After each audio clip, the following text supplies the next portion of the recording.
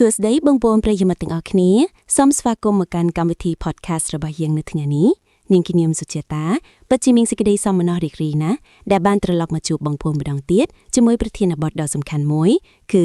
ដំណើរជីវិតគ្រួសារនិងការគ្រប់គ្រងហិរញ្ញវត្ថុបាទជំរាបសួរសុជាតានិងសួស្តីប្រិយមិត្តអ្នកស្ដាប់ទាំងអស់គ្នាខ្ញុំសារឿនពិតជារីករាយដែលបានចូលរួមពិភាក្សាលើប្រធានបទនេះព្រោះរឿងលុយកាក់និងរឿងគ្រួសារគឺជាចំណងដែលមិនអាចកាត់ផ្តាច់ពីគ្នាបានឡើយពិតមែនហើយលោកសារឿនមនុស្សភាគច្រើនតែងគិតថាស្នេហាគឺជាអ្វីៗគ្រប់យ៉ាងសម្រាប់គ្រួសារប៉ុន្តែនៅពេលដែលយើងចូលក្នុងជីវិតអាពាហ៍ពិពាហ៍ជាក់ស្ដែងយើងដឹងថាបញ្ហាហិរញ្ញវត្ថុអាចជាកត្តាជំរុញឬក៏ជាអ្នកបំផ្លាញសុភមង្គលបានយ៉ាងងាយត្រូវហើយសុជាតាតាមបទពិសោធន៍របស់ខ្ញុំការឆ្លុះប្រកែកក្នុងគ្រួសារខ្មែរយើងមួយចំនួនធំគឺផ្ដើមចេញពីការខ្វះខាតលុយកាក់ឬការគ្រប់គ្រងលុយមិនច្បាស់លាស់វាមិនមែនមានន័យថាយើងលោភលន់ចង់បានលុយពេកទេប៉ុន្តែវាជាការរៀបចំសសរទ្រូងសម្រាប់ផ្ទះរបស់យើងចុះតើយើងគួរចាប់ផ្ដើមពីត្រង់ណាទៅលោកសារឿនសម្រាប់គូស្វាមីភរិយាថ្មីថ្មងដែលទើបតែចាប់ផ្ដើមកសាងជីវិតជាមួយគ្នាតើពួកគេគួរមានផែនការបែបណាចំណុចដំបូងបំផុតគឺភាពស្មោះត្រង់ស្វាមីភរិយាត្រូវហ៊ាននិយាយគ្នាដល់ត្រង់ៗអំពីចំណូលនិងបំណុលដែលខ្លួនមានការលាក់បាំងរឿងលុយកាក់គឺជាក្របមៀនដែលរងចាំថ្ងៃផ្ទះក្នុងគ្រួសារពិតណាស់ការនិយាយរឿងលុយជួនកាលវាពិបាកបន្តិចព្រោះខ្លាយប៉ះពាល់ដល់អារម្មណ៍គ្នាប៉ុន្តែចោះប្រសិនបើយើងមានចំណូលទាបតែយើងអាចគ្រប់គ្រងវាឲ្យមានប្រសិទ្ធភាពដល់របៀបណាទោះចំណូលតិចឬច្រើនគោលការណ៍គឺដូចគ្នាគឺចាយឲ្យតិចជាងចំណូល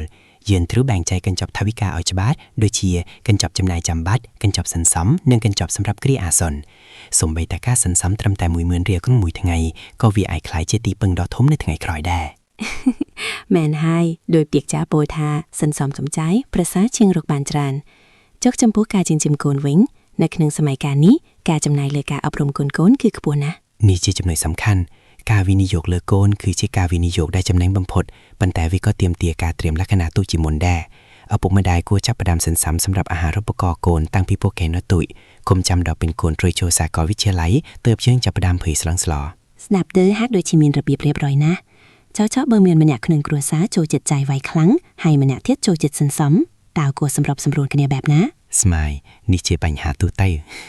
ដំណោះស្រាយគឺការកំណត់គោលដៅរួមប្រសិនបើបឌីប្រពន្ធយល់ស្របគ្នាថាយើងចង់បានផ្ទះបន្តខ្លួននៅ5ឆ្នាំទៀតនោះអ្នកដែលចូលចិត្តចាយក៏នឹងមានទឹកចិត្តចង់សន្សំដើម្បីសម្រេចសុភមង្គលរួមនោះដែរត្រឹមណាស់សុភមង្គលរួមគឺជាកម្លាំងចលនាមកលោកសារឿនតើលោកមានពាក្យពេចន៍ចុងក្រោយអ្វីខ្លះដើម្បីលើកទឹកចិត្តដល់ក្រុមគ្រួសារដែលកំពុងជួបវិបត្តិហិរញ្ញវត្ថុខ្ញុំសូមលើកទឹកចិត្តថាគ្មានអ្វីដែលយឺតពេកនោះទេបញ្ហាហិរញ្ញវត្ថុអាចដោះស្រាយបានប្រសិនបើយើងមានការអត់ធ្មត់និងសាមគ្គីគ្នាចូលចង់ចាំថាលុយគ្រាន់តែជាមធ្យោបាយប៉ុន្តែគ្រួសារគឺជាគោលដៅកុំឲ្យតួលេខលើក្រដាសបំផ្លាញស្នាមញញឹមនៅក្នុងផ្ទះរបស់អ្នកឡើយទុកជាអត្ថន័យជ្រាលជ្រៅណាស់លោកសារឿនសូមអរគុណលោកខ្លាំងណាស់សម្រាប់ការចែករំលែកនូវចំណេះដឹងនិងបទពិសោធន៍ដ៏មានតម្លៃនៅថ្ងៃនេះបាទដោយក្តីរីករាយបំផុតសុជាតាសង្ឃឹមថាអ្នកស្ដាប់នឹងទទួលបានផលប្រយោជន៍ពីការជជែកគ្នានេះជាចុងក្រោយនាងខៀងសូមជូនពរឲ្យគ្រប់ក្រុមគ្រួសារទាំងអស់មានភាពរឹងមាំទាំងស្មារតីនិងហិរញ្ញវត្ថុសូមកុំភ្លេចតាមដានកម្មវិធីរបស់យើងនៅសប្តាហ៍ក្រោយទៀតសម្រាប់ពេលនេះនាងខ្ញុំនិងលោកសារឿនសូមជម្រាបលា